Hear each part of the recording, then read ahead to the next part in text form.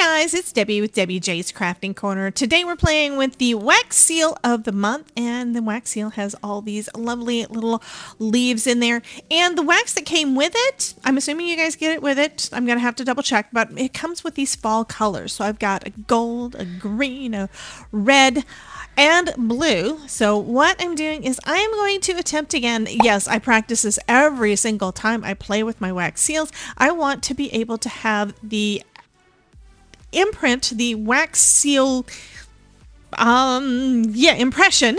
I want that to be able to be seen and then have a different color for basically the background. So I tried a couple of different methods. One is where I just filled in the amounts for that were in the actual little divots in there and scraped off all the rest, and then took all of them out and recombined them in different variations. So I've got 4 colors on this wax seal. I love the way that it turned out.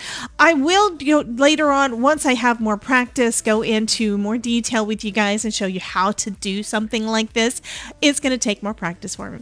Anyway, I'm going to add this to the front of a card. So I'm stamping out the sentiment onto a panel that's from my stash with one of the arches from Spellbinders. This is a panel I cut out a while back and didn't use. And now I'm using I forgot what the name of this die is, but it looks like twine going around your card. So I'm adhering that to the front of my little arch and then wrapping it around, and I'm going to tape it down so that it stays in place while I do the rest of this. I'm just using some masking, some Scotch tape here for this part, and then I'm going to adhere that down to the front of this blue plaid panel. Again, something from my stash. I am trying to use more of the things that have been sitting around and not getting used for the last couple of years.